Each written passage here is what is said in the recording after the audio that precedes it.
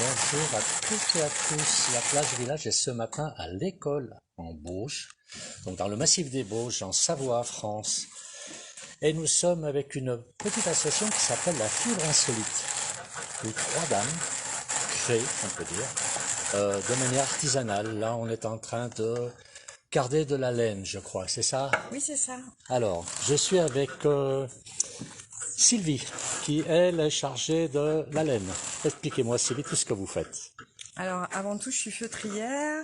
Donc là, je suis en train de carder de la laine. Donc, ça veut dire carder, ça veut dire démêler la laine.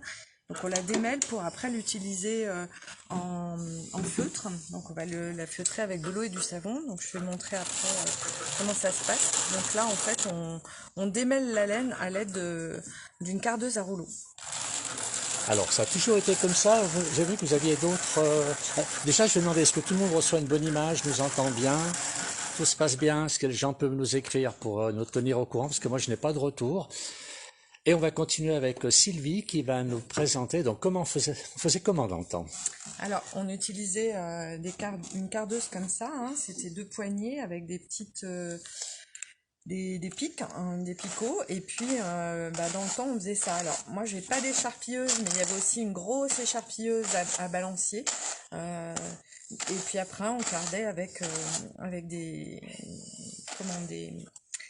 des poignées et des pics comme ça, et du coup ça démêle la laine. Donc voilà, hein, là on utilisait Alors, ce système dans le temps. Et puis maintenant, pour des raisons un peu plus pratiques et on va dire c'est assez physique de faire ça et ça fait des petites quantités. Maintenant, on peut utiliser des cardeuses à rouleau en fait, tout simplement. ça va beaucoup plus vite, c'est un peu plus moderne, on Voilà, va c'est dire. plus moderne. Après, si Et- on veut des grosses quantités, là, on utilisera plus via le biais d'une filature. En fait, on va aller amener la laine pour qu'elle soit lavée et qu'elle soit triée et puis cardée via une filature. Voilà.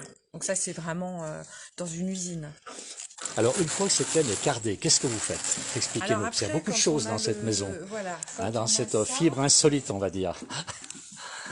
Alors, attendez, je viens vers vous, qu'on vous entende. donc là en fait on va dire que là on a de la fibre donc naturelle qui a été donc lavée et cardée. Donc on a cette fibre là et là après on va feutrer. Donc là, je vais feutrer un savon, par exemple.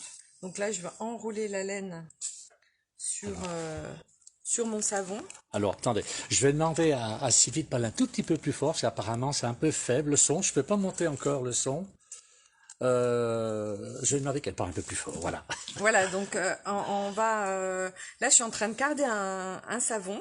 Donc là, j'utilise du coup de la laine cardée. Pardon, je carde pas, je feutre un savon. Pardon. Et donc, du coup, j'utilise de la laine cardée. Et là, en fait, on va enrouler en fait le savon de cette laine. Donc là, j'en ai plusieurs. Hein. Je montre un peu ce que j'ai. Donc voilà, on va enrouler de la laine autour du savon.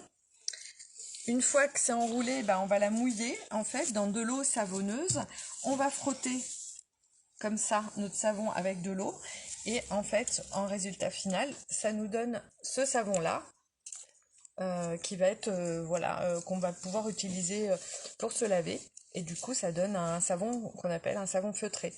Mais on peut aussi faire des petits objets comme ça, hein, des petites corbeilles avec de la laine aussi pareil. Donc cette laine là, cette laine cardée, on va pouvoir faire des objets comme ça ou des petites pochettes comme ça, hein. C'est ce qui donne la rigidité à la laine, alors. Voilà, c'est ça. En fait, le feutrage, ce sont des fibres qui vont s'entrelacer et elles vont s'entrelacer, puis elles vont au contact de l'eau et du savon et du mouvement des mains, elles vont venir se frotter les unes entre elles et puis se rigidifier et du coup ça rétrécit. En fait, le feutrage, je crois que tout le monde connaît plus ou moins quand on a mis un pull à la machine à laver et qu'il a rétréci, il a feutré en fait, tout simplement.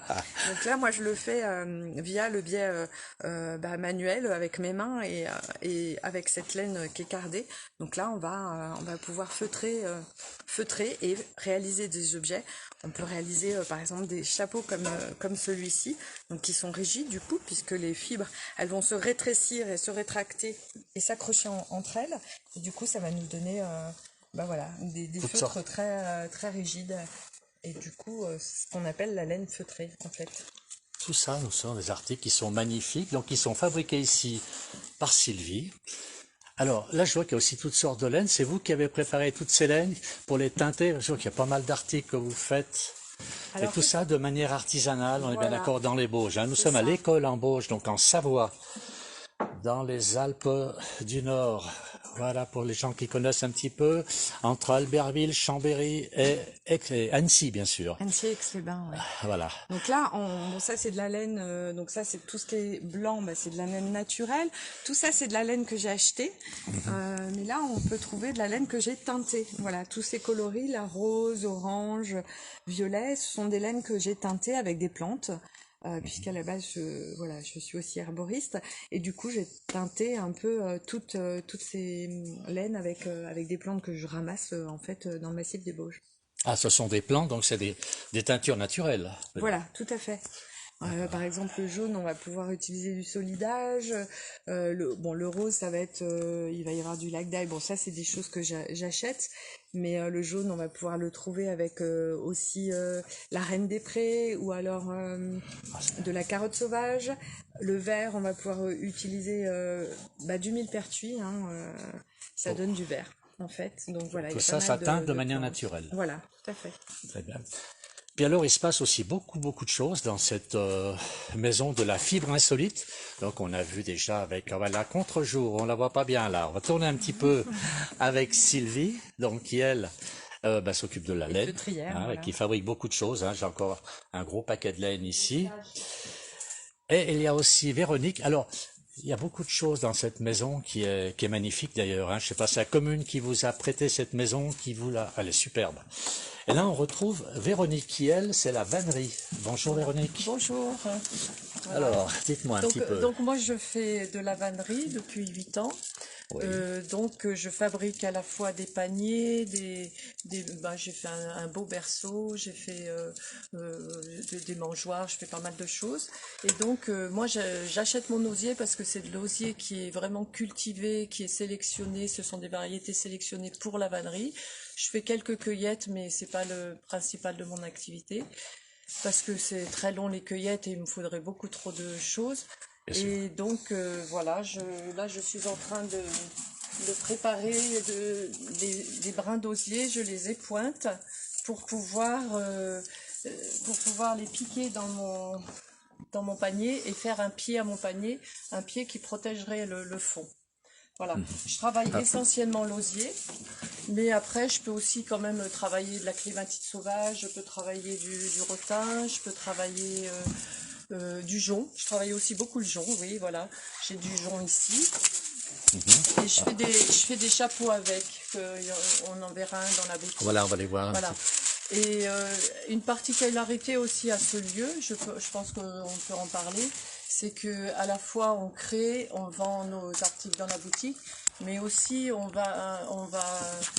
on organise énormément de stages à la fois de laine feutrée, de vannerie, de couture, et sans doute aussi des stages d'intervenants extérieurs. Voilà, on voudrait que ce lieu vive un maximum et qu'il y ait un maximum de gens qui profitent de ce savoir-faire. De ce savoir-faire et de ce lieu magnifique. Alors, c'est vrai qu'on est dans le massif des Vosges, qui est un endroit magnifique. On mettra le lien de toute manière pour la fibre insolite, si des gens sont intéressés pour faire des stages en vannerie ou dans la laine, etc. Véronique, vous pouvez nous faire voir un petit peu j'ai vu que le local était immense. Il y a beaucoup de créations à côté. Bon, là, on a un peu le stock. Voilà, on voit que c'est vraiment de l'artisanal. Voilà. Le stock de Véronique. Osier brut et osier blanc. C'est-à-dire l'osier. Alors, vous avez de l'osier brut, l'osier marron, là. C'est l'osier avec l'écorce. Et après, quand on enlève l'écorce, ça nous donne de l'osier blanc. Et là, il y a plusieurs variétés d'osier. Donc, c'est pour ça qu'il y a des teintes un petit peu différentes. Très bien. Et alors, donc, dans cette grande maison... Alors, Véronique aussi, elle ne veut pas nous le dire, mais on va lui faire dire quand même, elle est aussi artiste. Voilà, C'est exact. voilà mon métier pendant 40 ans, enfin, puis je continue toujours. C'est danseuse et chorégraphe, donc j'ai fait surtout œuvrer dans le spectacle. Donc à la fois je dansais sur scène et puis je créais des spectacles. Et voilà, et on a aussi la chance d'avoir dans ce lieu une petite salle de spectacle, de conférences, où on va pouvoir faire aussi plein de choses intéressantes autour de la culture. Tout ça à l'école en Beaujeu. Faites-nous voir un petit peu cette salle de spectacle. C'est super de la part de la mairie de vous avoir mis à disposition cette maison pour les associations. On va suivre Véronique qui va nous faire découvrir la salle de spectacle, toute petite salle. Je dois aller allumer. Il faut aller allumer parce que là, c'est vrai qu'on ne voit rien. Alors, je ne sais pas si vous nous recevez toujours, si ça passe toujours. L'image est toujours bonne. Ah ben voilà, la salle de spectacle est éclairée. Alors, si vous voyez que tout bouge, c'est que j'ai loupé une marche comme d'habitude. Voilà, une jolie petite salle de spectacle. Voilà, c'est une salle... Dans la maison donc de la Fibre Insolite, hein, là où est l'association La Fibre Insolite. C'est une salle voilà, c'est 40 places. Et puis c'est un lieu où on va pouvoir faire à la fois des conférences, des petits spectacles de contes, des petits groupes de 3 ou 4 musiciens en acoustique. Enfin, je pense qu'on va avoir beaucoup d'idées, des théâtres d'ombre. Je pense qu'on va pas manquer d'idées pour occuper cette salle. On s'ennuie pas finalement à l'école en Beauge. Hein. Alors je sais pas si on dit l'école en Beauge, c'est l'école. On dit à l'école. Mais à école, on est à école donc. Et dans le massif des Bauges. Et alors on va continuer un petit peu, voir dans le hall d'entrée là tout ce que vous faites. Donc les 3 dames. Et puis il y a une 3e dame qui s'appelle Stéphanie aussi. On va continuer peut-être avec la vannerie. Là, c'est vous qui avez fait le berceau. Le berceau, voilà. J'ai fait ce berceau en 2020. Voilà. En fait, au départ, je l'avais fait pour mon petit-fils. Et puis, comme il y avait le Covid, on n'a pas vu le petit-fils. Donc, le berceau est resté à la maison. Mais voilà, il est là, il est exposé, tout le monde peut voir. C'est rare ce genre de berceau, comme ceci, tout en osier, c'est magnifique. Ça revient à la mode. Hein, ça revient à la mode, tout ça. Oui, parce que j'en ai déjà fabriqué un autre pour une autre famille. D'accord. Voilà. Et on peut passer commande chez vous. Tout à fait. Parce que alors on peut commander, bien sûr, on va mettre votre page Facebook, mais vous avez un site internet où on peut acheter tout ce qui se passe. Alors, on a ouvert il y a 3 semaines. Alors, c'est un peu nos débuts. On a eu la chance, ça s'est fait très vite le projet, mais on a eu la chance de pouvoir ouvrir il y a 3 semaines. Alors, on n'a pas encore de site, mais ça va venir. On a une page Facebook, mais pas encore de site. Bon. Ça va venir, on va être patient, ça va venir. Vous avez beaucoup de choses à voir ici. Puis alors, on a une jeune dame aussi, qui fait partie aussi de la Fibre Insolite, qui s'appelle Stéphanie, qui elle fait de la création de vêtements. Alors ça c'est pareil, ça c'est encore la vannerie, ça. Ça, c'est la vannerie, c'est le chapeau en jonc que je fais sur commande parce que c'est le chapeau en jonc que je fais sur commande parce que chacun a un peu son tour de tête spécifique. Oui. Donc je prends le tour de tête et après sur une forme je fais le chapeau pour la personne.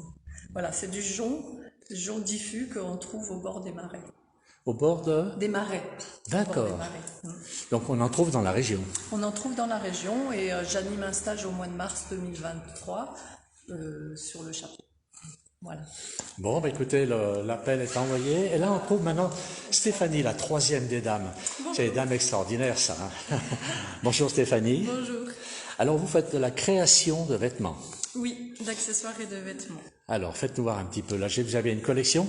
C'est vous qui dessinez tout ça, qui préparez votre collection? Oui, je dessine tous mes patrons à la main et ensuite je grade. Ça veut dire que je fais évoluer mon patron dans chaque taille et tout ça aussi à la main. C'est tout dit sur mesure, non? Non. D'accord. Mais c'est adaptable à la double mesure. Et pourquoi? Parce que là, on est à l'école en Beauge, pardon. C'est pas des gros passages, il y a beaucoup de monde dans l'école et vous arrivez avec votre association, vous ne vendez pas uniquement dans cette maison, vous vendez ailleurs, dans d'autres... Alors, j'ai débuté mon activité tout récemment. Ça fait depuis le mois de mars que je me suis lancée. Donc là, ce sont les premières pièces que j'ai dessinées et cousues. Donc c'est tout récent. Et je vends par le biais de mon entreprise et par le biais de cette association qui est devenue mon lieu de travail. Bah oui, j'ai vu. Ah oui, vous êtes installé là-bas au fond, on va aller voir un petit peu ce que vous faites. Regardez les lieux, le lieu est magnifique. Hein. Donc il y a une petite bibliothèque. Alors c'était la maison de l'homme et la nature avant. Hein. De la faune et de la flore. La faune est là. D'accord. Et là, donc, vous êtes installé, mais c'est magnifique. Et vous avez un joli petit jardin en plus derrière, on va aller le voir ensuite. Alors, regardez un petit peu. Alors c'est magnifique, c'est vrai. Ce sont des belles artisanes, on me dit. Qui est-ce qui dit? C'est Françoise. Merci beaucoup Françoise. Qui est-ce qui nous écrit encore? Il y a Isabelle. Bonjour, oui ça va, la réception est bonne. Eh bien c'est parfait. Donc Stéphanie, elle travaille, c'est son lieu de travail. Et donc c'est là que on vous donne soit des retouches, soit de la création à faire. C'est ça. Oui, voilà, et de la broderie à façon aussi. De la broderie à façon, c'est pas courant non plus ça. C'est pas courant. Est-ce qu'on peut aller voir un petit peu votre jardin d'or? Parce que j'ai vu tout à l'heure quelque chose d'assez original. C'est cette maison, là c'est votre jardin, donc là aussi vous faites de l'animation? Alors c'était l'animation qui était organisée par la maison Faune et Flore. Il y avait tout un parcours ici qui du coup n'existe plus. Et nous, à terme, on pourrait organiser aussi des événements dans ce beau jardin. Ouais, parce que une jolie petite maison, parce que c'est une maison typique des Bauges que l'on voit ici. Oui. Cette toute petite maison qui doit faire quoi, 2 mètres, plus de 2 mètres 20 d'eau. Il y a qu'à voir l'autre qui est à côté pour donner la. Elle est magnifique cette maison. Oui. Quel est le but de cette maison? C'était une animation, c'était pour expliquer des choses. Il y a des activités tout autour. C'était vraiment organisé par la maison Faune et Flore. D'accord, on va aller voir un petit peu cette maison, comment elle est vraiment particulière. Ah oui, assez sympa. Toute petite maison d'explication. Donc, on a quoi là? On a des. Ah, le radar, je vois pas le rapport avec les ailes des rapaces. Oui, c'est curieux, c'est très curieux. Très bien, bah écoutez, je rappelle, on est à École-en-Bauge, donc dans un lieu magnifique. Alors apparemment, les gens ont très chaud dans la plaine, nous on est un peu moins chaud ici, il fait chaud quand même, hein. On va pas dire qu'on n'a pas mis la petite laine, même s'il y en a beaucoup ici. Mais on est dans un endroit superbe, en pleine nature. Voilà. Eh bien, on va terminer ce direct. Je vais remercier un peu ces dames. Je remercie Stéphanie. Merci beaucoup. Pour tout ce que vous faites. Bonne continuation. Merci, c'est très gentil. Au revoir. Au revoir.